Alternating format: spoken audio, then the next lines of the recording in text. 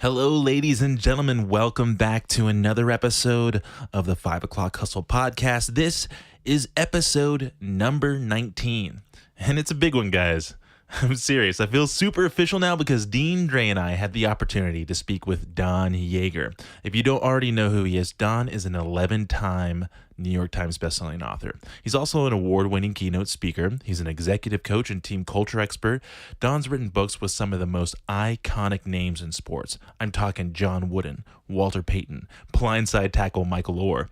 Outside of sports, he's penned blockbuster titles such as George Washington's Secret Six and Thomas Jefferson and the Tripoli Pirates. He's made appearances on major programs like Good Morning America, Dateline, 2020, Oprah, and now he's hit the big time coming on the 5 O'Clock Hustle. But a quick disclaimer about the episode. I need to apologize for the sound quality up front because this is the first time Dean Dre and I had to record from different locations. Don lives on the East Coast, so the only time we 5 O'Clock Hustlers could record was during our lunch breaks. Dean actually had to go to a restaurant, and he was forced to buy a bowl of soup just so he could get internet to record the show. But that wasn't going to hold us back. There's no way we're going to miss out talking with one of the most successful sports journalists of all time. In this episode, we touched on a lot of topics like how he transitioned from being a freelancer for Sports Illustrated to writing best-selling books and launching a super successful speaking career. We also talked about how good teams become great teams in sports and in business. He even gave us some writing tips for first-time writers. I actually had a hard time sticking to a topic because there was just so much I wanted to ask. But this episode is a treasure trove of golden nuggets, and I hope you enjoy it just as much as I did. Remember to leave us a review on iTunes and subscribe to our super awesome newsletter at 5o'clockhustle.com. Okay, keep hustling, everybody. Drink Four Sigmatic coffee if you're cool. And Dre, go ahead and start the show. The very best, they don't have answers. They have questions. They're committed to lifelong learning. They don't believe they have answers, but they know they have questions, and those questions are even about the things that they may have done and done successfully in the past. So go be a learner. Go crush the world. 5 o'clock hustle. 5 o'clock hustle, bro. 5 o'clock. 5 to 8, 5 to 12, 5 to 3 until you get back up the next morning. Every week I got a new idea. And that's what it always is, right? It's crazy. 5 o'clock. I was doing that in 2005, but everybody thought it was weird. 5 o'clock. Thus, the side hustle was created. 5 O'Clock Hustle podcast. Man, they're having so much fun.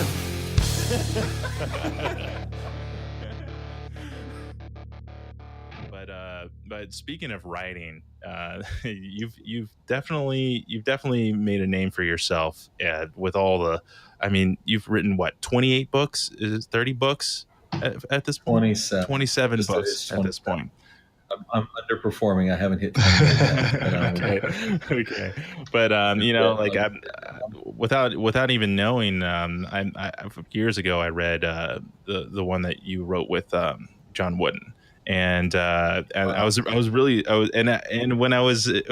I got the email from your representation about having you on the show, I saw your book about Thomas Jefferson, and I've been seeing that on the shelf as soon as I walk into Barnes and Nobles for weeks and weeks and weeks, and I almost like forgot. I was like, oh, that's that. And I'm super interested in giving that one a read as well. But you have some. Is it your goal is to kind of write about the like, I guess, the top performing leaders of all time, really, right? Is that kind of where your writing step, like, is that where you're trying to fit in when it comes to writing? I'll tell you that really that the truth is that at the beginning, so my background is as a sports writer, right? I was a writer at Sports Illustrated for many years, and associate editor there, and so my background was in sports, and so that's why I've written so many sports books.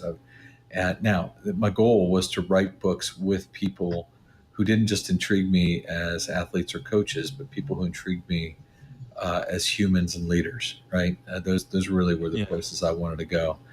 And so that's how I ended up with John Wooden and Walter Payton and Michael Orr, the kid from The Blind Side, and the book I'm doing right now that I'm putting finishing touches on with Joe Namath, right? The legendary quarterback And Broadway Joe. Broadway Joe. So the goal was to try to find people that both intrigued me and whose leadership story I wanted to be able to help tell.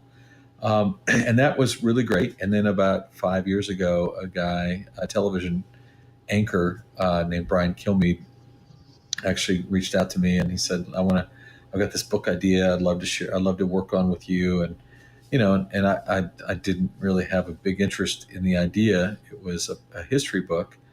And he challenged me a little bit with some humor. He kind of said, look, on the one side of your life, you encourage people to try things outside their comfort zone. And then in your real life, you won't do the same thing you challenge people to do. And it was a pretty good, he had me right in that conversation. And so I agreed to work with him on a book about George Washington. And then the book sold nearly 1 million copies. It's about the citizen. That's great. That's incredible. It's a really interesting transition. Yeah. But one thing that we bring up all the time on this show is how the lessons of leaders of any kind, whether it be in sports, whether it be in business or in politics, everything that they do has some kind of underlying message that makes that's kind of a universal truth when it comes to skills and the things that you need to succeed in whatever it is that you're doing. So I can definitely see a lot of the parallels between, like people like John Wooden and Walter Payton and George Washington. I just think it's such an incredible thing to see those commonalities across all those different types of disciplines. And that's been so there's the universal theme as you hit it, right? It's just I'm fascinated by leaders and leadership and where can we go? And so that's been great. That's incredible. Well, let's dial back a little bit, and a lot of the people that are a lot of our listeners, they're mostly people who are just like us. We're startups. We're starting to begin things, and so I want to talk a little bit about your beginning, and maybe specifically about like when you were freelancing for Sports Illustrated. How did you get into that in the first place, really? Sure. So I was a newspaper journalist. I had worked for a number of years for several different newspapers. And then the opportunity came. I started writing books. I wrote a couple of books before I ended up at Sports Illustrated. And it happened that my literary agent, the agent for a writer at Sports Illustrated, happened to be the same guy. And so next thing you know, you end up in a relationship with people, and they offered me the opportunity to start doing a little work for them. And then from that side hustle, right, of freelance work came an offer. There's really only 30 senior type writers at Sports Illustrated in the entire world. It's a really small community, and they were offering me an opportunity to be one of them. And that's great. So exciting. I mean, it's my dream job. Right? And sure.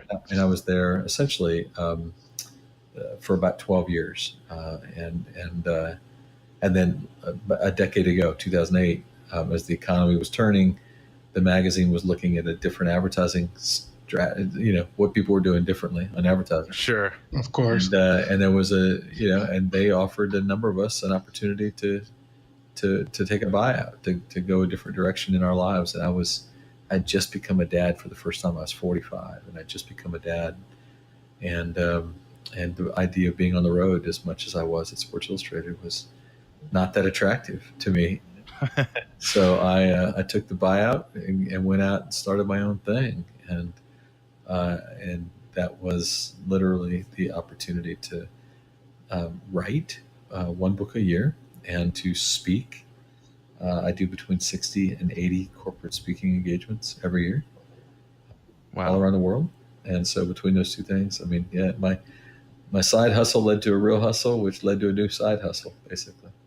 It seems like a common trait for a lot of the people that we interview, because I guess like there's got to be some means to getting to that place. So you kind of gotta you always have to have the grind before it is that you really do what it is that you're really meant to be doing. What was that first the first book you wrote? And it's at the tip of my tongue right now. Called Undue Process. And so what it was, the very first book I actually had written, again, I think this is a really great lesson for anybody listening to this.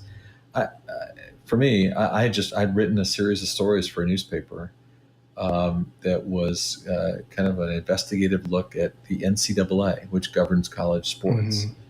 And I was investigating them like they investigate universities. And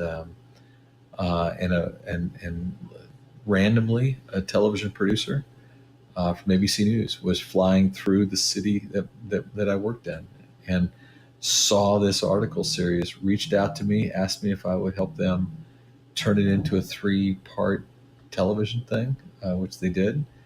And then sitting in Illinois was a publishing house who saw the ABC News thing and said, "Would you turn that into a book?" So, the greatest and craziest things the greatest things that have ever happened to me, I could not have plotted on a chart if I wanted to, right? Yeah.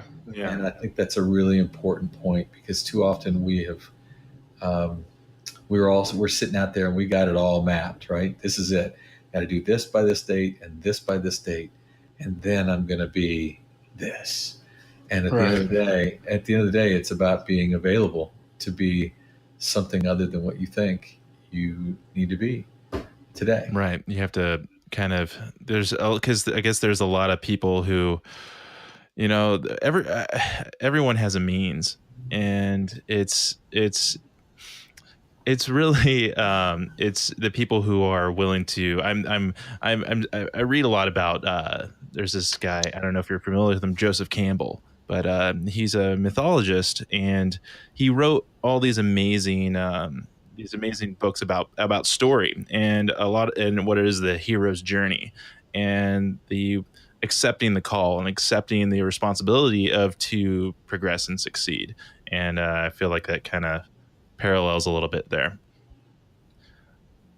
Yeah. Absolutely. So, one second. I think Dean is trying to get in here now. Dean, are you there? Yeah, I've been trying to get on for quite some time actually, but I didn't want to interrupt this. It sounded like such a good conversation that I didn't want to jump in on it. But no, it's a pleasure to join by you, Don, and I'm glad I could make it. Sorry, I've had some serious technical difficulties, mostly caused by the crazy wind in Southern California right now. And, but hey, I'm loving the podcast. You guys are doing a great job. Well, Dean, welcome to the hero's journey. We were waiting on you. Well, I appreciate it. The path is a long way, and I accept the challenge. Okay.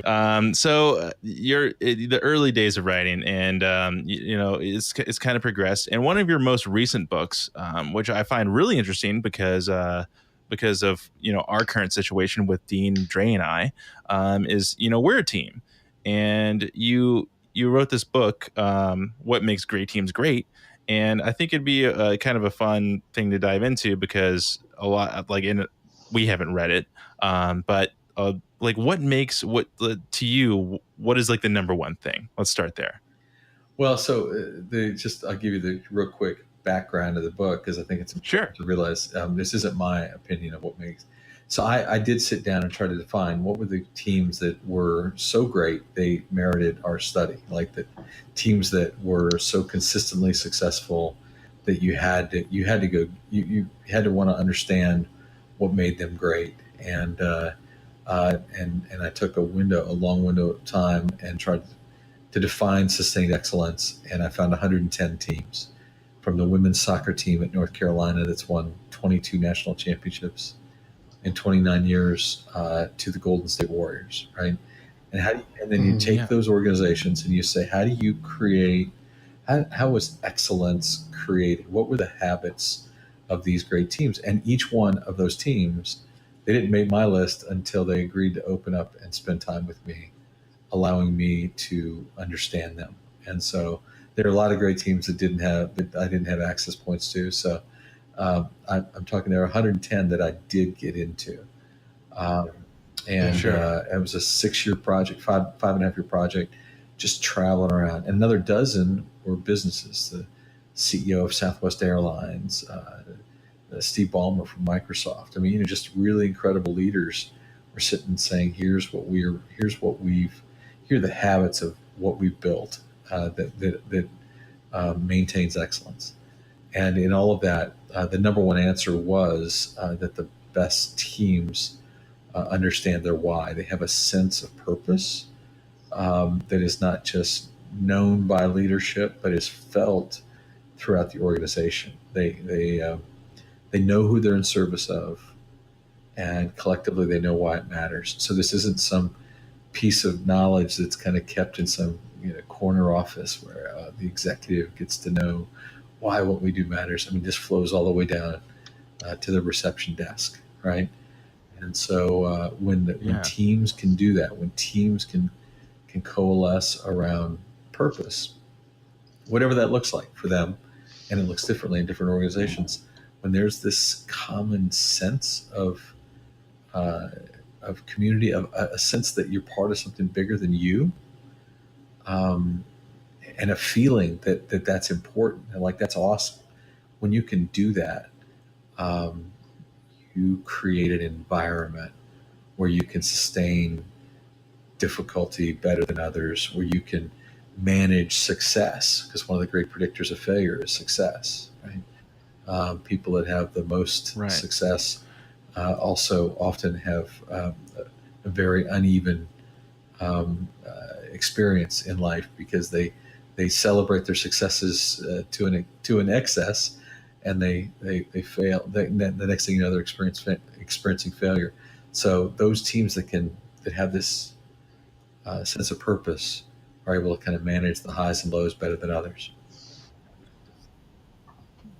Yeah, the sense of purpose. It's kind of funny because it's kind of like all these people, especially like in team sports specifically, it's that sense of purpose. You're kind of having to check your ego and relax your ego because but which is really funny because sports figures specifically, like they also have to have the ego there too, because like the competitive aspect of just like intimidating the other teams, and like the mental aspects is super important to have a sense of a healthy sense of your own ego, so you can generate those kind of that kind of skill set in there.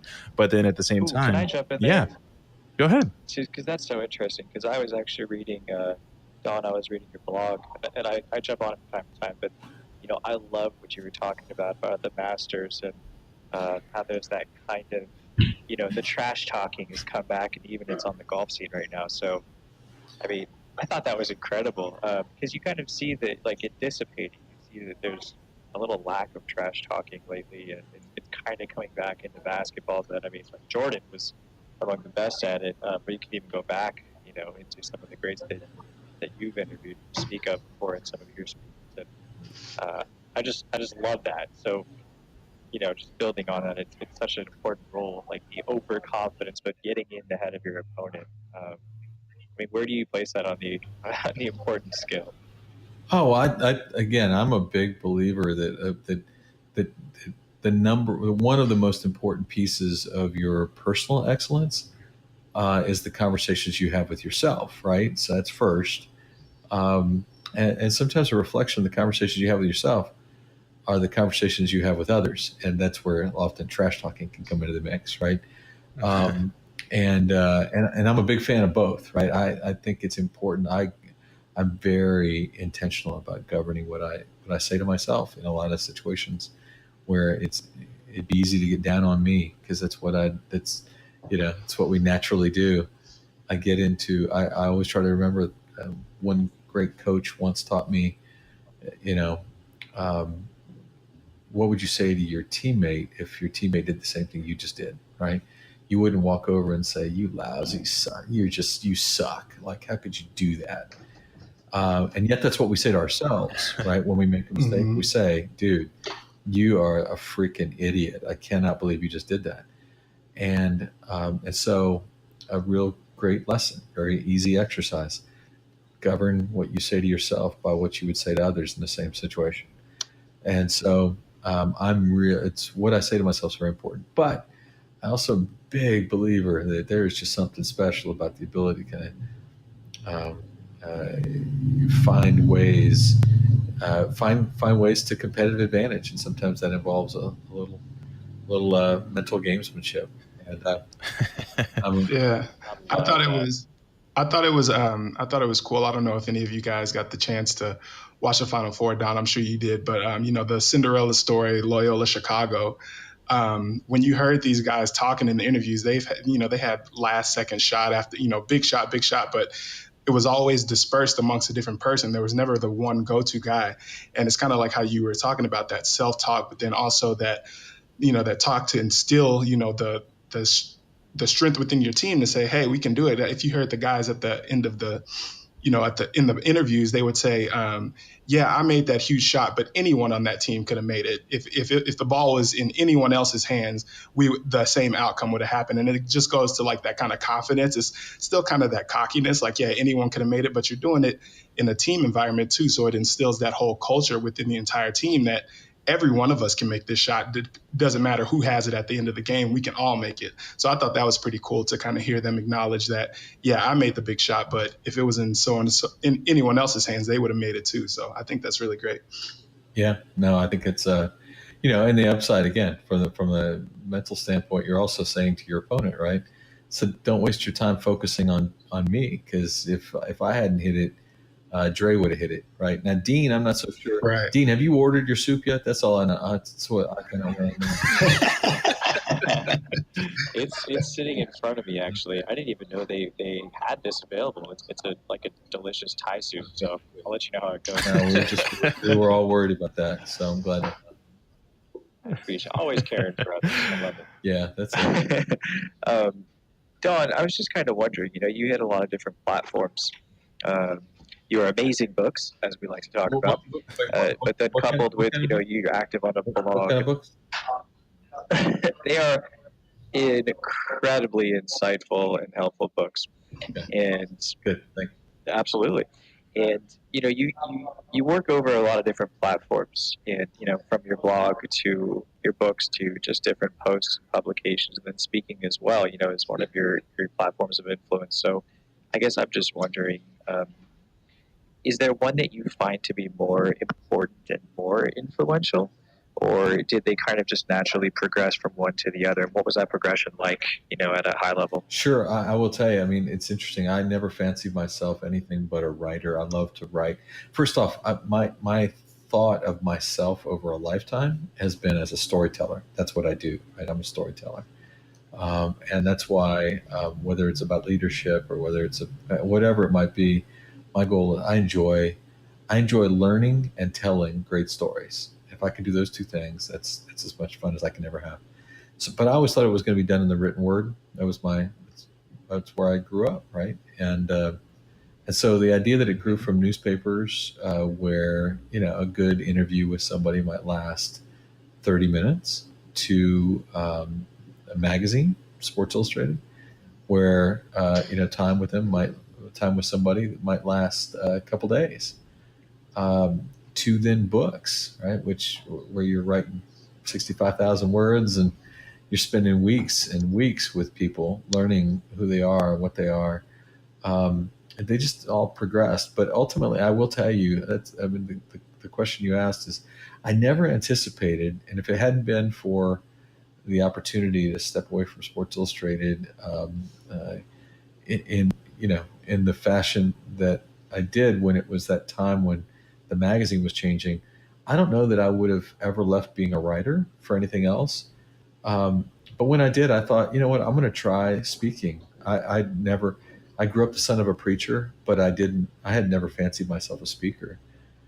So I went out and I had to learn how to tell stories from a stage. And it's a different art form, right? Than telling stories on a page. And so I went to work on, Sure. I hired coaches. I did all the things I would advise anybody else to do if they were trying to take on essentially a new profession. And I was doing it at age 45, right? Uh, I would never guess, that basically 10 years later, you know, it's I'm in the top 1% of all speakers as far as earnings in an annual in kind of from an annual percentage basis. All those things just I wouldn't have ever believed they would happen. I love the speaking work more than I love anything else because the immediate feedback that happens. I can tell you a story, I can look you in the eye, and I can see how it's resonating with you.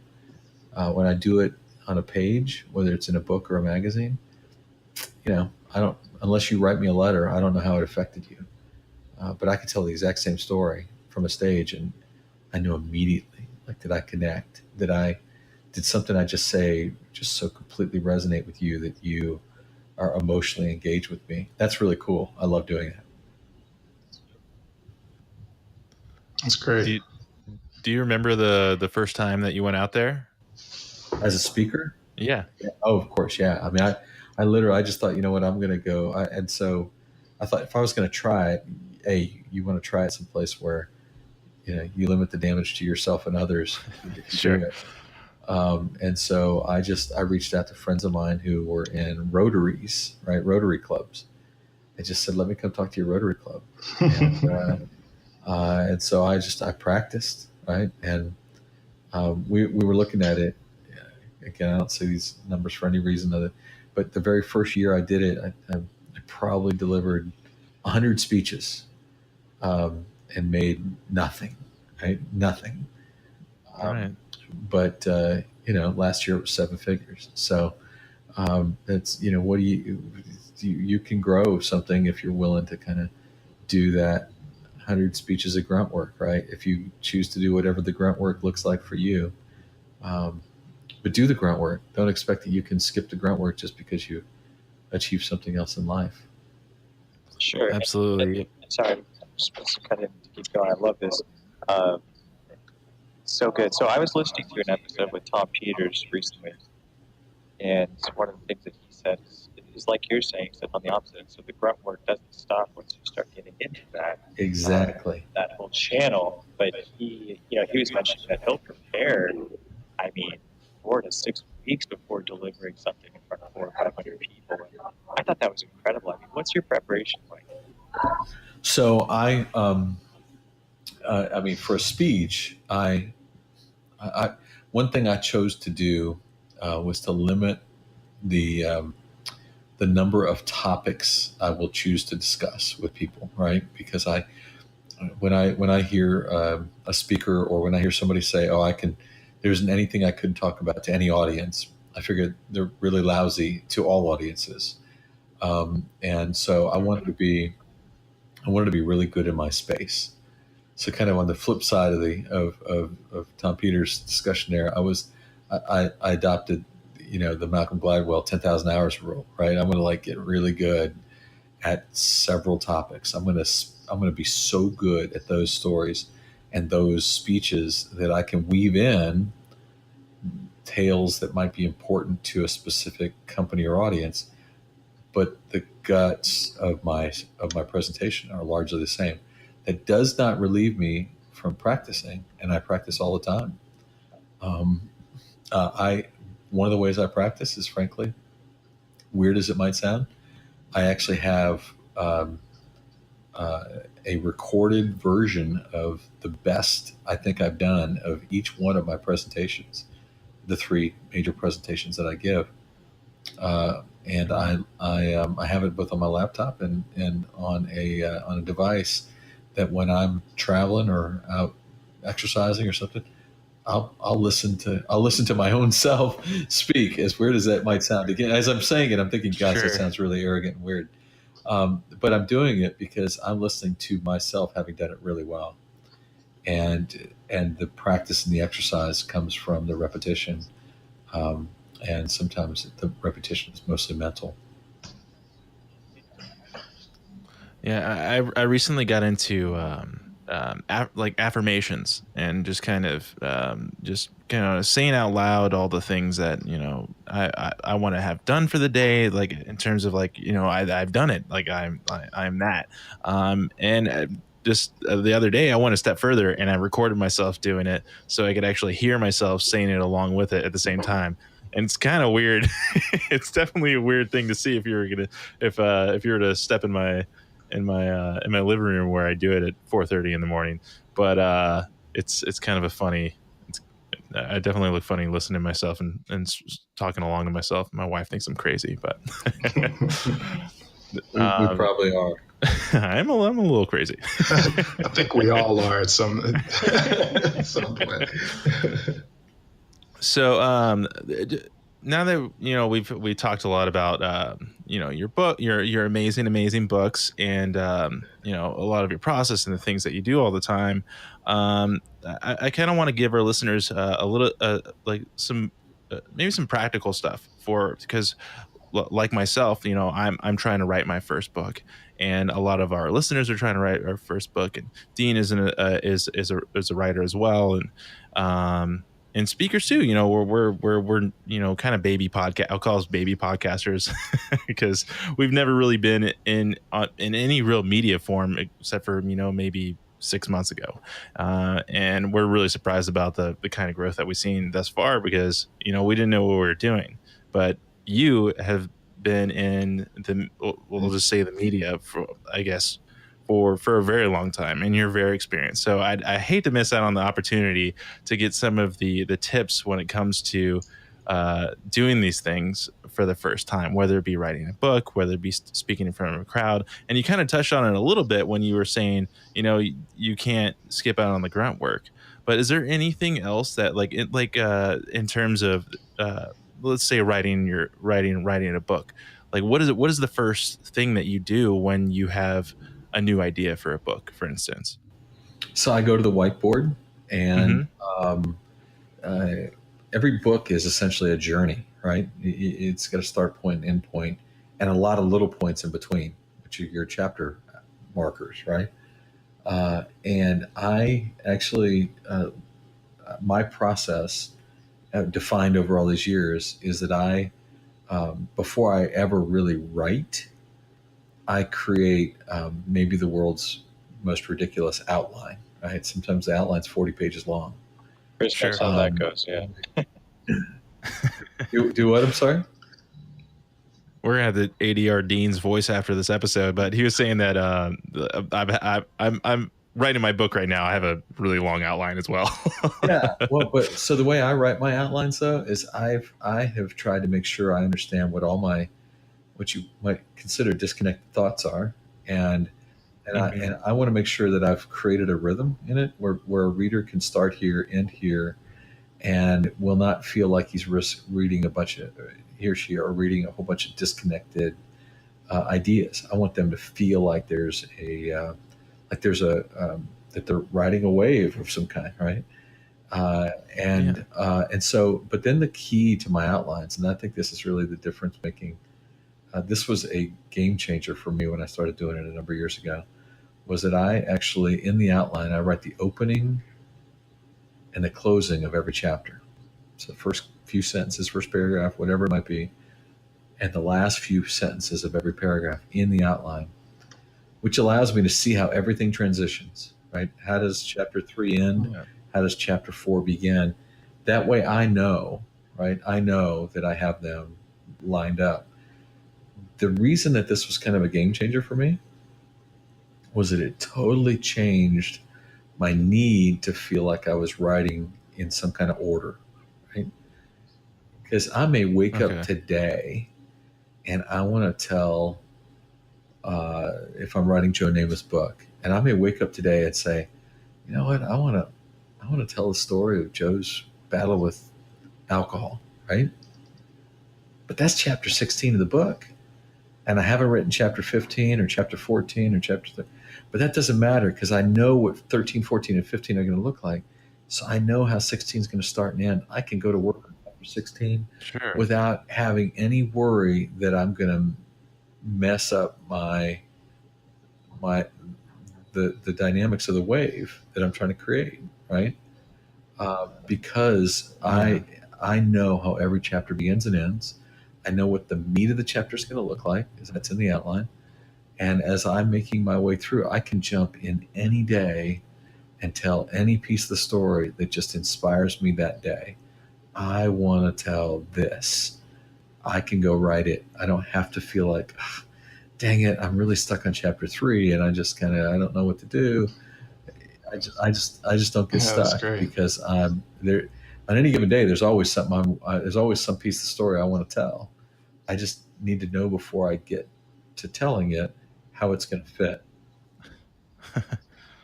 Well, Yeah. I'm super glad I asked that question because I'm gonna start doing that tomorrow. But where did you learn to write? I I just have always enjoyed the process. And it's interesting. So I wasn't driven to write Mm-hmm. so much as I was driven to ask questions. I'm an enormously inquisitive um, uh, um, and I was looking. Frankly, the thing I loved about journalism was it gave me permission to ask questions you would never ask of anybody else. Right? Sure. You would never ask somebody about their battle with alcoholism, but I would ask that question because it's my job, which is really cool. Right? It allowed me to live out my my what I think is my um, kind of my root, my core nature. But it did so. It gave me permission to be who I wanted to be and asking questions. And if I could do it well, and I could ask people, and I could get people to dig deeply, then as they were telling me stories, then my job was just to then reframe them. So I didn't originally set myself out as a writer, but it started happening for me in high school. And it was the craziest deal. My dad, as I mentioned earlier, was a preacher, a Methodist preacher, and when I was just entering high school, we moved from Japan, where we were living, to Indianapolis, Indiana. A really crappy transition, and yeah, a Wow. very great come down in life. And uh, excuse that to all your Indianapolis listeners. But then when I got there, I signed up because I'd spent my entire life around military people, so I was sure I was destined to be in the military one day. That's what I thought I would be.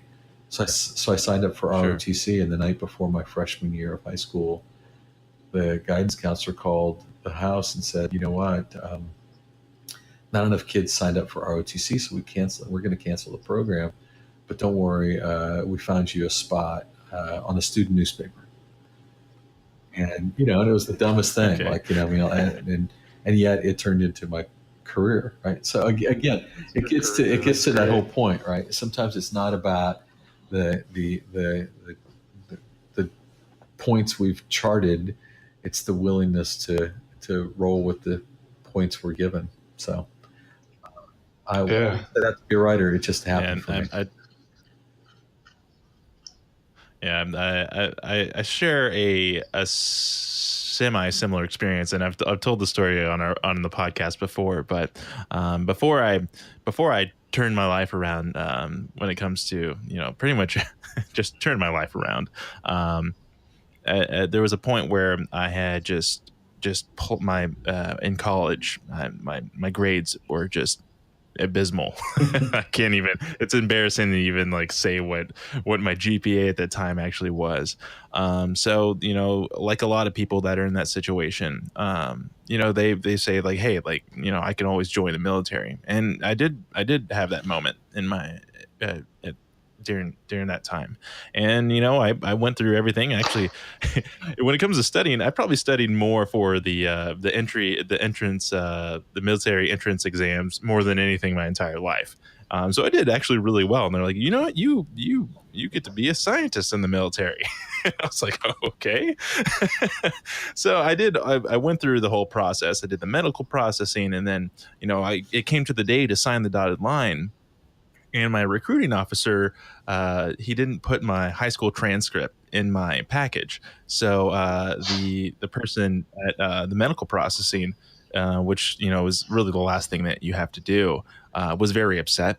It was a very strong woman, I'll say.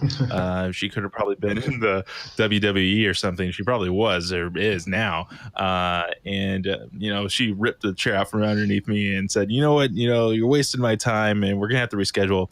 And so the next day, I didn't reschedule. I re-enrolled in college, and since then, my grades had turned around. And then, I graduated from Pepperdine University, and I'm doing really well now. I'm pretty happy with myself.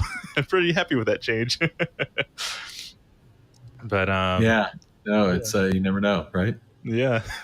so yeah, you got to be ready for those moments. The pivot. That's. Hey guys, I'm back. By the way. Oh, hi.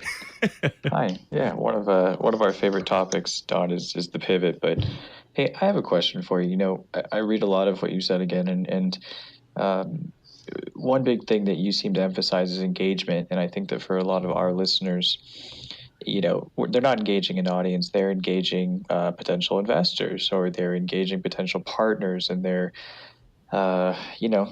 like you also say, they can't just do it via Twitter in 140 characters, but that may be what they've learned. That short, concise way of communicating their points, but it won't just cut it. So, what do you find are some helpful tools for keeping people engaged? I think the art of engagement is all about storytelling. Like I think, again, I sound very selfish in this. I mean, I think this is true, but I think people don't remember much in the way of statistics. Some might. They don't remember a lot in the way of data points, but they remember the stories that make them feel something, right? So if you can get across to others, and this is again, storytelling is impossible to do in 140 characters. But if you're engaged with other people and you really are trying to help grow a relationship with somebody, identify some story that's had a role in your development that they can resonate with, and share a story with them. Right? Sure. Share a story. People relate to people through stories. It's true through history. And it will be true through history, right? This will not change because of social media, and the true engagement occurs when we share stories with each other. And so, learn to be better storytellers. I would tell you that's an art form. And as I told you, I mean, it's different in different venues, and I went out to get coached, to learn how to become better at it in a different space. And here I was. I mean, you could argue, right? I kind of had some world-class credentials at Sports Illustrated and already have written best-selling books and other things. And yet, transitioning, I went and sought coaching. So really important lesson there too. Yeah, that's huge. So out of the stories that you have written and the stories that you've told, which one has kind of been the most influential in your, growth in your business or in what you're doing now? Wow. Boy, it's I know it's a lot. You've told a lot of stories. So yeah, I know that's probably in what I'm doing now, it would have been the time and the opportunity I had to work with John Wooden, referenced earlier. I met Coach Wooden through a series of circumstances. We ended up in a relationship that allowed me every other month for 12 years to fly to LA to spend a day with John Wooden. And I recorded about 500 hours of conversation between the two of us on so many places and lessons and things he was looking to teach me. I mean, the guy, on every level, he taught me something, even down to when I became a dad, which I've referenced a couple times. The very first letter that arrived at my house addressed to my son was from John Wooden, right? Came 3 weeks after he was born. It hangs above his bed today. I mean, it's just, the man was impactful to me in many ways. But most importantly, he taught me about the requirement we have to mentor and be mentored by others every day. That's great, man. Yeah, it's incredible. There's very, very few people that will ever have anything like that. That's just like such an incredible opportunity that you really made for yourself. And I think that message of mentorship is so important, and it's definitely one of the reasons why we wanted to do this podcast in the first place. And I say this all the time, so we can kind of steal all the secrets from from all these people who've done so much, and we can kind of inject that into our own lives. And it seems like you've done that well with And the lives of our listeners, yeah. yeah. Well, I am the listeners. So yeah, that's an Thank you. incredible Good. incredible story. Is there anything else that you think that would be important for people, whether they're entrepreneurs, managers, leaders in their company, something that kind of would resonate with them in terms of helping them on their journeys? And that's pretty broad, but Well, I think a really important, of all the things we talked about, when I think of one really powerful characteristic of successful folks that I've learned, been around, is that the very best, they don't have answers; they have questions, right? Mhm. They're committed to lifelong learning. There isn't anything that they've done it before, understand it, know it, doesn't in no way influences their mindset when it comes to interacting and engaging people from whom they can learn. So the best ones are lifelong learners. They're consistently inquisitive. They are, as I said, they don't believe they have answers, but they know they have questions, and those questions are even about the things that they may have done and done successfully in the past. So go be a learner. Go be inquisitive. Yes. Go crush the world. Right. Well, that's amazing, and I'm sure everyone can definitely relate to that piece of advice. And I hope that we're doing the best we can with that advice, each and every day when it comes to our show, and so we can give that knowledge to our listeners and use it for ourselves. But again, Don, thank you so much for coming on our show. It's incredible, just speaking with you, and is there where can people kind of like find more information about you and follow you on social media and things of that sort? Thank you. Just website is donyaeger.com, DonYaeger.com. Great. Social media is that in every other form, right? And so Sure. that is, fortunately, I wasn't fighting for a lot of other people for my name at any given stage.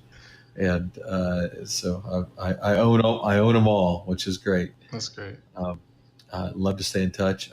As I said to you at the beginning, Chris and Dre, it was my goal in doing more podcast opportunities over the course of this time is just to get to know more people, and so I'm excited. Thank you very much for the time. Yeah, man. Thank you. Thank you so much. Thank you. Well, okay, so that's a wrap. Everybody, you can find all the information about this podcast on 5o'clockhustle.com/Don. We'll just claim that URL right there. And you can find all those links that he was mentioning and all the other show notes and really fun stuff there too. Again, Don, thanks for coming on, and hope we can talk again soon. Absolutely. Make sure to put Dean's soup recipe on there as well, please. Okay, that'll be the show, that's for sure. Okay. Thanks, guys.